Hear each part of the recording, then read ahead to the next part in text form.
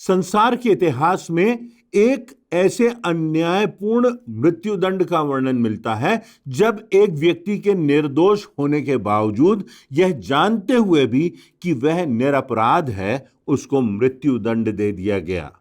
और वह उदाहरण है हमारे निर्दोष, निष्कलंक और पवित्र प्रभु यीशु मसीह का।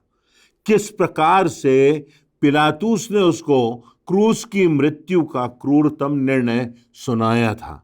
पिलातुस उस समय यहूदिया का गवर्नर था और महान न्यायाधीश माना जाता था। उसके सामने एक बड़ी भीड़ थी जो पुकार पुकार कर कह रही थी कि हमारे लिए बरअब्बा डाकू को रिहा कर दो और इसे क्रूस पर चढ़ा दो।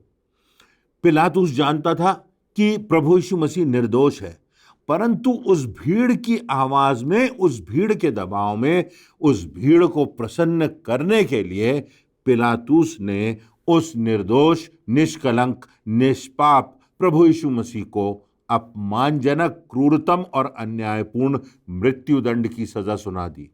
एक ऐसा निर्णय जो संसार के इतिहास का सबसे घृणित और अन्यायपूर्ण निर्णय है। अपने जीवन में हम हर दिन कोई ना कोई निर्णय करते हैं। हमारे निर्णयों में क्या शामिल होता है? क्या हमारे निर्णयों में हमारा स्वार्थ, हमारी सोच, हमारी समझ, हमारा अहम, हमारे हृदय में बदले की भावना और कटुता की भावना होती है, या फिर हम वह निर्णय लेते हैं जो सही है, जो न्यायपूर्ण है? आज के संदेश में मेरा यह उद्देश्य है कि हम अपने जीवन के निर्णयों को देख सकें कि क्या हमारे निर्णय उचित हैं, न्यायपूर्ण हैं, और सबसे बढ़कर यह बात कि वे परमेश्वर की दृष्टि में उचित है। हर दिन हम निर्णय लेते हैं। इससे पहले कि हम आज के संदेश की ओर अग्रसर हों, हम पिलातुस के जीवन के विषय में कुछ बातें देखेंगे। पिलातुस को AD 26 में प्रभु यीशु मसीह के जन्म के 26 वर्ष बाद यहूदा का गवर्नर नियुक्त किया गया था। पिलातुस एक भ्रष्ट और अन्यायी शासक था। उसने हजारों यहूदियों का कत्ल कराया था। जब उसको गवर्नर बनाया गया तो उसने यरूशलेम में एक बहुत बड़ा जुलूस निकाला और 5000 शासकीय कर्मचारियों को धमकी दी कि वे उस जुलूस में शामिल हों और जो शामिल नहीं होगा उसके खिलाफ खौफनाक कार्यवाही की जाएगी। उसके दबाव से 5000 लोग इस भीड़ में शामिल हुए और सबने पिलातुस की जय जयकार की। उसने यरूशलेम शहर के लिए एक बहुत बड़े पानी के टैंक की व्यवस्था की थी। बहुत बड़ी टंकी बनवाई थी जो आराधनालय के पैसों की चोरी करके बनाई गई थी, और जो शासन का पैसा था वह सब उसकी जेब में चला गया। जब इस चोरी के विरोध में यहूदियों ने एक रैली निकाली तो उसने अपने सैनिकों को सिविल ड्रेस पहनवाकर यहूदियों के पास भीड़ में भेज दिया और उनका कत्ल करवा दिया। और तब एक समय आता है जब उनकी हत्या करने वाले पिलातुस के सामने यहूदियों की भीड़ खड़ी होती है और पुकार पुकार कर कहती है कि हमारे लिए बरअब्बा जो डाकू था उसको छोड़ दो और इस क्रूस पर प्रभु यीशु मसीह को चढ़ाओ। पिलातुस के सामने एक प्रश्न था कि या मैं न्याय करूं या भीड़ को खुश कर दूं। तो जो अभी तक अन्याय मैंने यहूदियों पर किया है वह सब दब जाएगा, क्योंकि यहूदी खुश हो जाएंगे। पिलातुस के सामने जो मुद्दे थे वे ये थे कि या तो वह प्रभु यीशु मसीह का न्याय करे और जो परमेश्वर की दृष्टि में उचित है वह करे, या अपने सिंहासन के लिए, अपनी कीर्ति और यश के लिए बरअब्बा को छोड़ दे और प्रभु यीशु मसीह को क्रूस पर दंड दे। उस दिन, उस पर्व के दिन यह बात प्रशासक के हाथ में होती थी कि वह एक अपराधी को छोड़ सकता था, और इसलिए पिलातुस के हाथ में यह बात थी कि वो एक अपराधी को छोड़ दे, परंतु उसने अन्याय किया और प्रभु यीशु मसीह को क्रूस पर चढ़ाने की, मृत्युदंड की सजा घोषित कर दी। मत्ती रचित सुसमाचार के 27वें अध्याय की पहली आयत में लिखा हुआ है, जब भोर हुई तो सब महायाजकों और लोगों के पुरनियों ने यीशु को मार डालने की सम्मति की।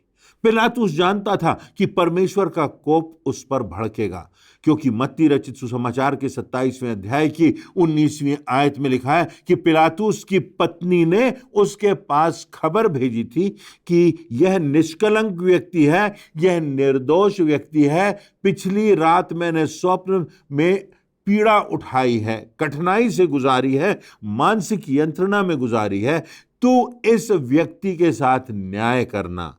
पिलातुस की इस घटना से आज हम कौन सी 3 प्रमुख बातें अपने जीवन के लिए सीखते हैं? पहली बात यह कि हमारे अतीत की गलतियां हमारे भविष्य के विकल्पों को कम कर देती हैं। अपने अतीत में पिलातुस ने जो कुछ उन यहूदियों के साथ किया था, उनको मरवा डाला था, इस कारण उस पर यह दबाव था कि कभी ना कभी, कहीं ना कहीं अब वो यहूदियों को खुश कर दे, उनका साथ दे दे, क्योंकि ये यहूदी प्रभु यीशु मसीह का विरोध कर रहे थे। हमारे लिए शिक्षा यही है कि हमारे अतीत की गलतियां हमारे भविष्य पर असर डालती हैं। जो गलत निर्णय हम अपने जीवन के अतीत में करते हैं, जब अपने परिवार में गलत निर्णय किए जाते हैं, पिता होने के नाते, पति होने के नाते, पत्नी होने के नाते, अधिकारी होने के नाते जो गलत निर्णय हम करते हैं, तो उनका प्रभाव हमारी जिंदगियों पर कभी ना कभी, किसी ना किसी रूप में पड़ता है। यदि हमने व्यभिचार किया है तो हो सकता है परमेश्वर हमको क्षमा कर दे, परंतु कोई गंभीर बीमारी भी हमको घेर सकती है।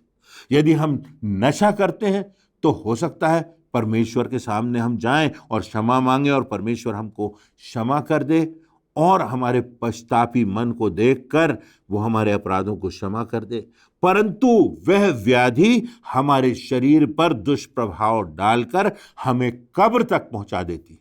जीवन साथी के लिए जल्दबाजी में किए गए दबाव से, अपनी मनमानी से, अपनी शारीरिक लालसाओं से, बिना परमेश्वर के साथ प्रार्थना में समय गुजारते हुए, बिना वचन के अध्ययन के, बिना सुपरामर्श के, जल्दबाजी में किसी ने शादी कर ली, तब भी उसका दुष्प्रभाव हम पर पड़ता है और बच्चों पर भी पड़ता है। अपनी इच्छा के लिए उस समय हम तो प्रेम में पड़ गए, लालसाओं और वासनाओं में घिरकर गलत निर्णय कर लिया, परंतु उसका प्रभाव हमारे जीवनों पर पड़ता है। गलत संगति हमने कर ली, हमने कर्ज ले लिया, कर्ज बढ़ता गया और तब हमारी ये स्थिति आ जाती है कि हमारे पीछे सारा प्रशासन लग जाता है और तब हमको सजा मिलती है और हमारी इस सजा का परिणाम जो इनोसेंट बच्चे हैं, जो इनोसेंट परिवार के लोग हैं, वो भोगते हैं और यहां तक कई लोग पीड़ा से गुजरते हुए आत्महत्या भी कर लेते हैं। यहूदा की पत्री की 24वीं और 25वीं आयतों में लिखा हुआ है, अब जो तुम्हें ठोकर खाने से बचा सकता है और अपनी महिमा की भरपूरी के सामने मगन और निर्दोष करके खड़ा कर सकता है, उस अद्वैत परमेश्वर हमारे उद्धारकर्ता की महिमा और गौरव और पराक्रम और अधिकार हमारे प्रभु यीशु मसीह के द्वारा जैसे सनातन काल से है, अब भी हो और युगान युग होती रहे। आमीन। सभोपदेशक की पुस्तक के 12वें अध्याय की पहली आयत में लिखा है, अपनी जवानी के दिनों में अपने सृजनहार को स्मरण रख, इससे पहले कि विपत्ति के दिन और ये वर्ष आए जिनमें तू ये कहे कि मेरा मन इनमें नहीं लगता। अपने सृजनहार को प्राथमिकता दें, अपने सृजनहार को जिसने हमें जीवन दिया है उसे स्मरण रखें, उसके वचन के प्रकाश में जिंदगी के निर्णय लें, अपने सृजनहार को स्मरण रखें, क्योंकि सृजनहार को भूल जाने से, उसके वचन की अवहेलना करने से विपत्ति के दिन आएंगे और परमेश्वर का न्याय तुझ पर पड़ेगा। पिलातुस के अतीत के गलत निर्णयों ने उसका पीछा नहीं छोड़ा। उसने यहूदियों के साथ जो गलत व्यवहार किया था, उनकी हत्या की थी जो निर्दोष थे। क्या हुआ? पिलातुस को उसकी सजा भुगतना पड़ी। उसने गलत निर्णय किया और निश्चित रूप से परमेश्वर का प्रकोप उस पर भड़का। आज हमें सतर्क होना है, परिवारों को सतर्क होना है, माता पिता को सतर्क होना है, रोकना है, नहीं बोलना, फुल स्टॉप लगाना, पूर्ण विराम लगाना सीखना है, बच्चों के लिए सीमाएं निर्धारित करना है। और अगर हम ऐसा नहीं करते तो फिर हम भविष्य में उसका दुष्परिणाम भोगते हैं। दूसरी बात हम देखते हैं कि पिलातुस ने निर्णय को टालने की कोशिश की। उसने अपनी जिम्मेदारी किसी दूसरे पर डालनी चाहिए। हम भी अपनी जिंदगी में अपनी गलतियों की जिम्मेदारी स्वीकार नहीं करते, दूसरों पर ढालने का प्रयास करते हैं। लूका रचित सुसमाचार के 23वें अध्याय की 4थी आयत में लिखा है, तब पिलातुस ने महायाजकों और लोगों से कहा, मैं इस मनुष्य में कोई भी दोष नहीं पाता। यह वाक्य अपने आप में पूरा है, याचिका खारिज, मैं इस व्यक्ति में कोई दोष नहीं पाता। परंतु फिर लूका रचित सुसमाचार के 23वें अध्याय की 6वीं से 8वीं आयतों में देखेंगे तो पिलातुस भीड़ के दबाव में झूठे गवाहों के चीखने, चिल्लाने और गलत आवाजों पर ध्यान देता है और पिलातुस कहता है, इसे हेरोदेस के पास भेज दे, क्योंकि यह तो गलील का रहने वाला है। यह वही दुष्ट हेरोदेस है जिसने अभी अभी कुछ समय पहले यूहन्ना बपतिस्मा देने वाले का सिर कटवा डाला था। पिलातुस अपनी जिम्मेदारी से बचने के लिए बीच का रास्ता ढूंढने की कोशिश करता है।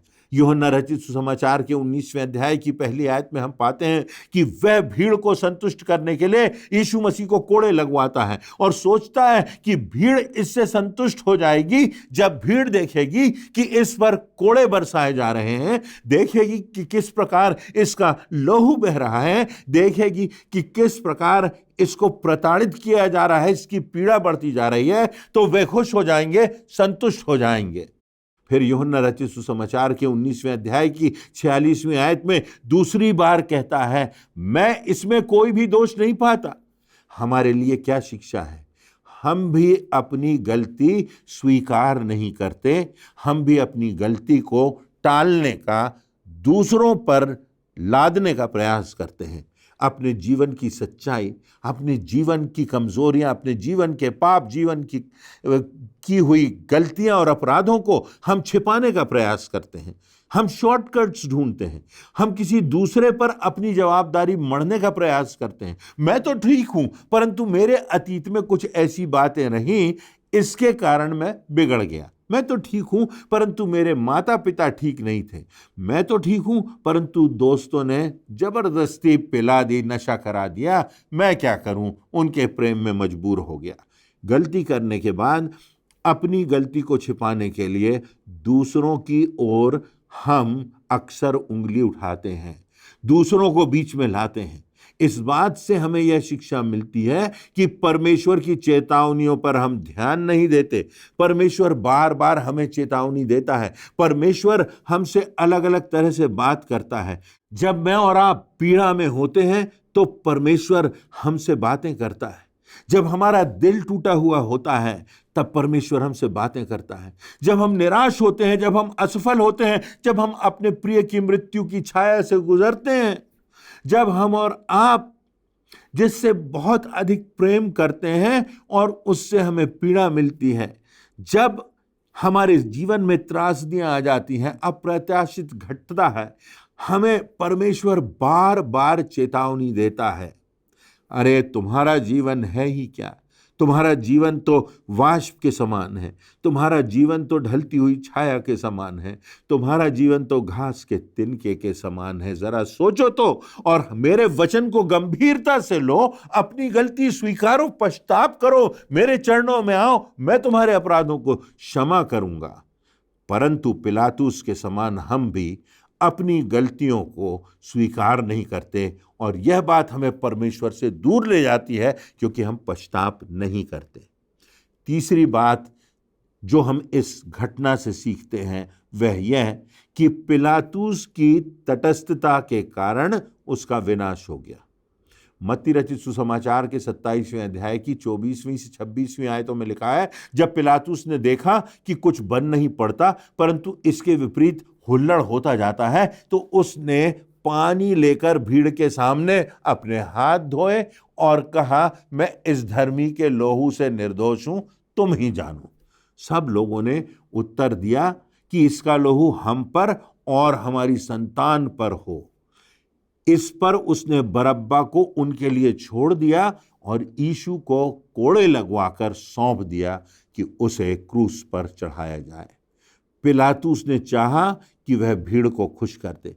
पिलातुस ने सोचा कि उसका अधिकार बचा रहे, बना रहे, उसका सिंहासन सुरक्षित रहे, पर वह भूल गया कि परमेश्वर को और उसके न्याय को वह टाल नहीं सकता। उसके हृदय में परमेश्वर का कोई भय नहीं रहा। उसने सोचा कि पानी से हाथ धो लूं तो मैं मुक्त हो जाऊंगा, लेकिन सारी नदियों, समुद्रों का पानी भी अगर उस पर डाल दिया जाता तो भी यीशु के लहू के इल्जाम से वह मुक्त नहीं हो सकता था। उसकी आत्मा कलंकित हो गई क्योंकि उसने संसार को स्वीकार कर लिया। उसने न्याय के दिन को, परमेश्वर को ठुकरा दिया। तो प्रश्न यह उठता है कि हमें क्या करना है? क्या हम तटस्थ बने रहें? जहां हमें बोलना है वहां हम खामोश रहें, जहां हमें नहीं कहना है वहां हम हां कहें, जहां हमें लोकप्रियता चाहिए उनके साथ हम जुड़ जाएं, चाहे कैसा भी समझौता करना पड़े?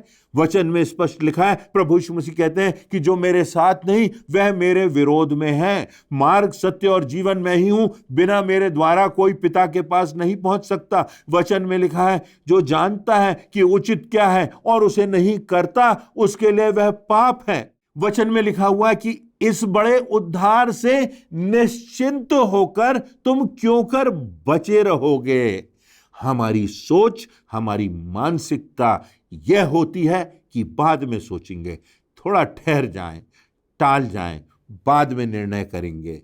लेकिन ऐसा चलता नहीं।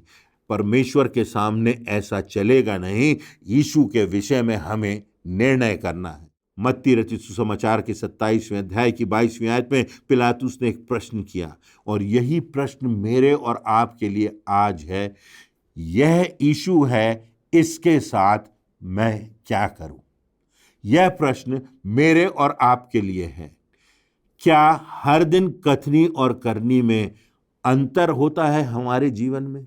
क्या हमारे शब्द कुछ कहते हैं और हमारे कार्य कुछ और हैं? इतिहासकारों ने पिलातुस के बारे में लिखा है कि प्रभु यीशु मसीह के साथ अन्याय करने के कुछ ही दिनों के बाद वह पद से हटा दिया गया, उसकी छवि धूमिल हो गई, उसको दंडित किया गया और पिलातुस ने ग्लानि से आत्महत्या कर ली। तटस्थता का परिणाम, खामोशी का परिणाम, हमारे गलत निर्णयों का परिणाम। क्या हम अपने निर्णय उस अनंत के परिप्रेक्ष्य में देख रहे हैं? हो सकता है कि हम पिलातुस के समान ना हों, परंतु हम में पिलातुस का कोई ना कोई अंश तो है। हम भी जीवन में समझौते कर लेते हैं, कभी अपने लाभ के लिए, कभी पैसों के लिए, कभी पद के लिए, कभी भीड़ को खुश रखने के लिए, कभी लोगों में अपनी अच्छी छवि बनाने के लिए, लोकप्रियता बनाए रखने के लिए। हम परमेश्वर की चेतावनियों को, उसके वचन में दी हुई आज्ञाओं की अवहेलना कर देते हैं, अपनी आत्मा से ऊपर सांसारिकता को हावी होने देते हैं। जहां बोलना चाहिए वहां खामोश रह जाते हैं। आज की स्थिति में समझौता करना बहुत आसान है क्योंकि दबाव बढ़ता जाता है, पर हम जो बात आज और कल तक बनी रहेगी और जो अनंत तक रहेगी, और जो बात हमारी आत्मा को अनंत जीवन प्रवेश करेगी, उसे हमें समझना है। या अनंत विनाश की ओर हम जाएंगे, यह अहम बात है, यह अहम प्रश्न है, या अनंत जीवन की ओर हम जाएंगे। यह निर्णय हर दिन, हर पल, हर समय हमारे साथ है कि इस यीशु के साथ मैं क्या करूं। परमेश्वर आप सबों को समझ दे कि आप इस निर्णय का सही उत्तर दे सकें। इस निर्णय से, पिलातुस के जीवन से, पिलातुस के गलत निर्णय से शिक्षा पाकर काश हमारी निर्णय सही हो सके। हमें याद रखना है कि हमारी अतीत की गलतियां हमारे भविष्य के विकल्पों को कम कर देती हैं। हम सच बोलें, सच्चाई पर चलें, वचन के अनुसार निर्णय करें, पिलातुस के समान निर्णय को टालने की कोशिश ना करें और तटस्थ बनकर ना रहें। जहां हमें कहना है जोर से कहें, बुलंदी से कहें। प्रभु यीशु मसीह हमारा जीवित उद्धार करता है और मुक्तिदाता है। प्रभु यीशु मसीह मार्ग, सत्य और जीवन है, जो आज है और आदि से था और अनंत तक रहेगा। वो प्रभु यीशु मसीह आज मुझे और आपको बुला रहा है। वो प्रभु यीशु मसीह आज अवसर दे रहा है कि हमको क्षमा प्राप्त हो और हम अपनी गलतियों को, अपने पापों को स्वीकार करते हुए अनंत जीवन की दिशा में बढ़ते जाएं। परमेश्वर इन वचनों से हमें प्रेरणा भी दे और इस चेतावनी से हमें सजग बनाए, ताकि हम जीवन में सही निर्णय कर सकें जो परमेश्वर की दृष्टि में उचित हैं। इन वचनों से परमेश्वर आप सबों को आशीष देवे।